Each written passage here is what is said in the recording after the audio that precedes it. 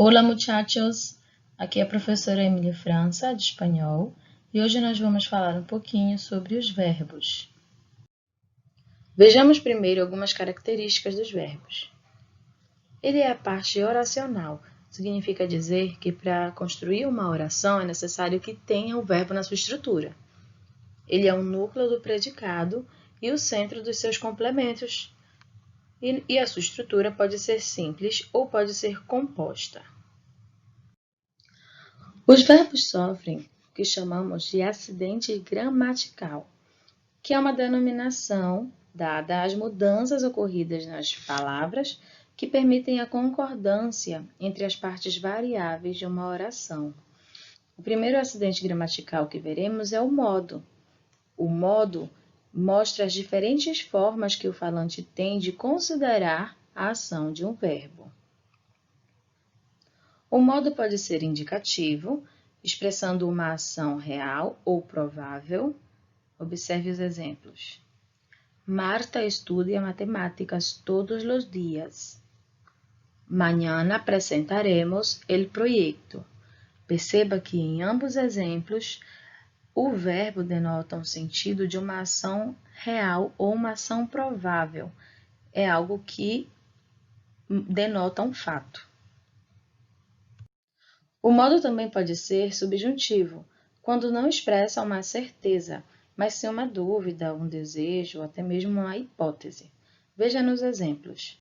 Ojalá me toque la lotería. Puede ser que eles já hayan vendido su casa. Perceba que em ambos exemplos, o verbo não demonstra uma certeza, ele não demonstra uma ação concreta, mas sim um desejo, ou até mesmo uma ação hipotética.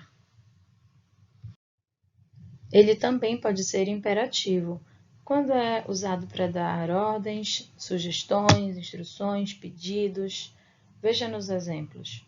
Deja las llaves en la mesa, por favor.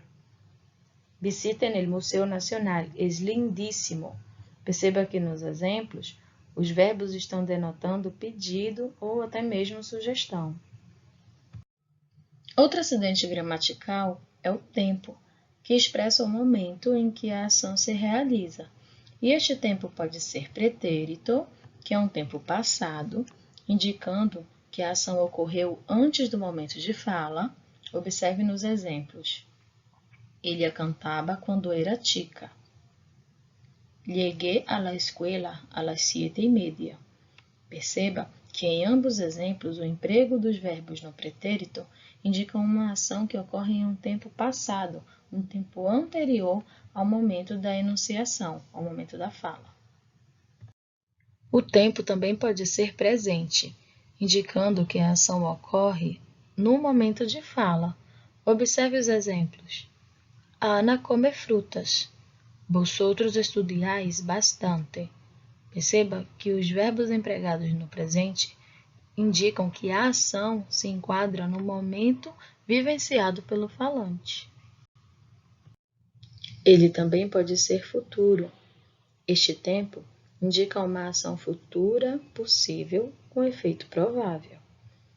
Ele é empregado em situações em que indicam que a ação ocorrerá depois do momento de fala. Observe nos exemplos. Pronto saldremos de la crisis. Yo viajaría se me llamaran. Perceba que em ambos os exemplos, as ações ainda não ocorreram, mas elas são possíveis, são prováveis. Outro acidente gramatical é o número, que pode aparecer no singular, falando sobre apenas um ser, observe no exemplo, yo viajo, ou pode aparecer no plural, falando sobre mais de um ser, como no exemplo, nosotros viajamos. Os verbos também podem ser classificados por pessoas, que podem aparecer como primeira, segunda ou terceira pessoa do singular, ou primeira, segunda e terceira pessoa do plural. A primeira pessoa indica o emissor, a segunda pessoa o ouvinte e a terceira pessoa o assunto. A primeira pessoa do singular representa o yo, segunda pessoa do singular, tu ou vos, terceira pessoa do singular, ele ella ou usted. A primeira pessoa do plural é representada pelo nosotros ou nosotras, segunda pessoa do plural, vosotros ou vosotras, e terceira pessoa do plural, ellos, ellas ou ustedes. É importante ressaltar que o usted e o ustedes também indicam o ouvinte, mas eles aparecem aí na terceira pessoa porque o verbo utilizado com eles é o verbo conjugado para a terceira pessoa. Os aspectos verbais informam sobre o desenvolvimento de uma ação. Esta ação pode aparecer como inacabada, tendo, portanto, um aspecto imperfeito. Os verbos são empregados na sua forma simples nessas situações. No entanto, existe uma exceção. O pretérito indefinido, eles não recebem esse aspecto inacabado. Vejamos os exemplos. Enseñaba inglês todos os sábados. Percebam que o verbo empregado nesta oração, enseñaba, não indica se a ação foi finalizada, se ela já deixou de ocorrer. Ela não indica um momento inicial e um momento final. No entanto, no segundo exemplo, llegué a las 10, o verbo llegué, empregado no pretérito indefinido, ele mostra que a ação já foi finalizada.